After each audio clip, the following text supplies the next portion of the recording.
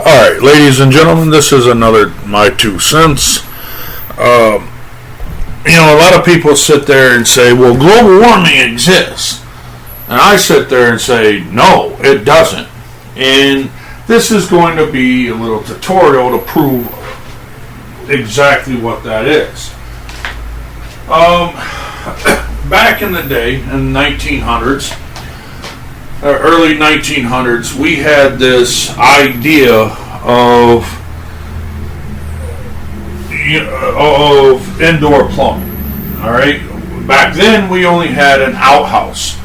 We had to go out, do our business, and then if we wanted to bathe, we had this metal tub. We'd sit in the middle of the living room, fill it with water. We got the water from a pump that was out in the middle of the backyard. We'd go out, put a bucket under the spigot, start hand pumping, and we'd draw the water up from a deep underground well. Well, in doing so, we would then bring that water in and bathe. All right, then we'd pour it down the drain from the kitchen sink, where it was a straight pipe that went straight down under the ground into what is known as a leaching field. All right, all the solids would be trapped in a tank called a cistern tank. All right, from there it would then go into a pipe that would extend way out under the ground with a bunch of holes in its side of the pipe. And all that liquid would actually drain through those holes into the ground, replenishing the water source. Well, we actually consume all of our water. All right? We repeatedly, over and over, with 300 million people in America and 7.7 billion people on this planet, we consume our drinkable water. All right? Well, with the invention at the early 1900s of indoor plumbing, we started moving that hand pump from the backyard into the house. That pump was then installed where we now call the kitchen sink, and from that we would then turn around and have our toilet inside, where we'd have a hand pump sitting right there. Every time we would want to rinse out the toilet, we would just hand pump some water and it would flush down the drain into a sewer system that led into the leaching field. Okay, I know this because I was born and raised in Iowa. And I've seen a lot of farmhouses over the years that still to this day have this old vintage style of plumbing. And from that, over the years, people got tired of having that kind of stuff. So the city, government decided to take and create this thing called water treatment plant, where they would pull in the water from local rivers, streams, creeks, ponds, lakes, whatever, and they would filter it, and then everybody loved having clean, fresh, filtered water. Back then, you had to go and pick it up, all right, or it was delivered to you in form of water tank truck. From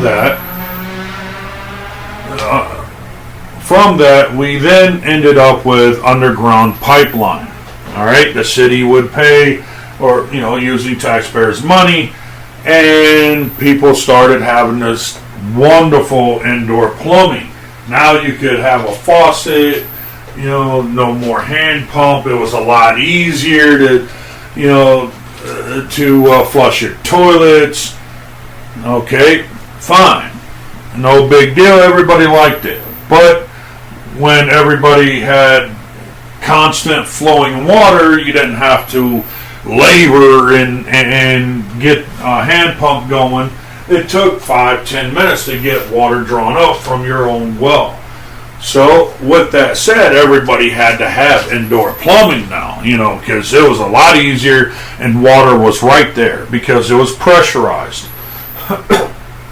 Well, thing is now everybody had this great fandangle little invention of indoor plumbing. Now the drain system was being overworked. So what happened? They turned around and diverted the rainwater away from people's lawns. We now call that the sewer system. With all the manholes and everything like that in the streets. Well, now it pulls the water away from people's lawns. So the leaching field was able to take hold from that. From that, it then went ahead and people said, well, this is great. All the water's going back to the ground. Downside is more people were being born, more houses needed. More houses needed, more indoor plumbing, more drain on the water source, the drinkable water. Okay, so everybody was flushing all that water down the drain into the sewer system because the leaching field would no longer accommodate all that extra flowing water. The ground just wasn't able to absorb all that extra water plus all the rainwater that we were getting. All right. So all that water would then go down the sewer systems into creeks, streams, rivers, whatever. Okay, some of it got recycled and, well, you're drinking it now. Most of it just continued flowing down the river into bigger rivers and then rivers into the oceans. Well, more people born on this planet and more people needed indoor plumbing. The more modernized we became, the more that we drew off our water resources. From that, as you can clearly see, the water tables worldwide have gone down.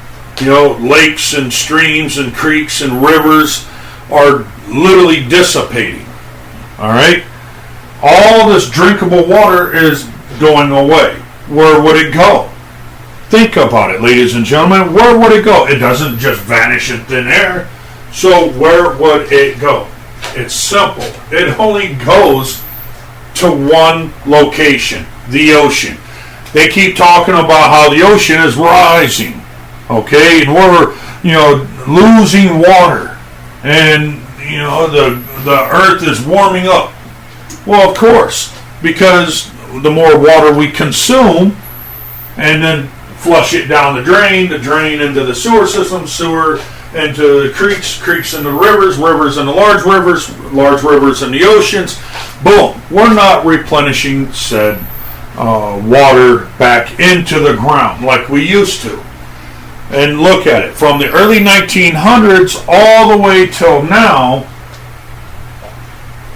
from the time that we went from having leaching fields and got more and more modernized over 120 years, we have consumed so much water, and instead of replenishing it back into the ground where it could be recycled, what do? We threw it out into the ocean, causing it to rise. Now imagine all the lakes and rivers that have dried up or are drying up. Now think about it. If you had all those millions of gallons, billions of gallons worldwide, just magically dumped into one location, what do you think is going to happen? That water level is going to rise. Okay, so along with it rising, now all the water around the land area is disappearing, exposing more land. More land means more sun absorbing, or more ground absorbing the sun's rays, the heat. And in doing so, heating up the land. In doing so, heating up the air. In doing so, heating up the atmosphere of this planet. And everybody sits there and says, well, it's global warming. We got to stop fossil fuels. We have to end cars. We got to end cows. We have to do what's right and protect the environment. Okay, well, how come they won't end big government? Big government is the answer. You get rid of big government and global warming ends. Because it's big government that created indoor plumbing. It was big government said that you cannot have a self-dug well within city limits anywhere in the continental U.S. and or its territories. And most other countries have laws similar to that. So most people worldwide, believe it or not, could actually survive right now. If we were to stop right now with the idea of flushing our water down the drain into the ocean, we could literally, and I mean this, end global warming within 25 to 50 years. All we have to do is be patient, end big government, all right, take our sewer system and turn it back into a leaching field to where all the liquids will seep back into the ground, deep underground, to all the aquifers. It'll seep back into the oceans, or excuse me, the lakes and streams, okay, and all the water will be replenished. In doing so, the sun will heat up the ocean, okay. Once it heats up the ocean, it'll create thunderstorms. Thunderstorms will replenish more water. All that salt from the ocean water will dissipate deep underground, as the ground itself is a natural filter, able to filter out all bacteria, all disease and whatnot. Okay, so in doing so, we have replenished our, well, drinkable, consumable water. We can't do that if we have big government. Big government is where the problem is. This is why liberals don't want you to go to school and get an actual education. When you go to college, what happens? They want you to be social justice warriors. They want you to be so brainwashed and so obedient that you would rather protest than actually get an education, learning what really is and isn't the problem in society. Believe it or not, I'm not educated. I've never went to college. And even I could look and see common sense where the actual problem is. Global warming doesn't exist. Big government does. Big government is the problem. We can still have indoor plumbing. We can still have water treatment plants. We just have to stop dumping our sewer system into the streams, into the creeks, into the rivers, into the oceans, and we need to start recycling our water. Okay? So, with that said, that is my 2 cents for this time.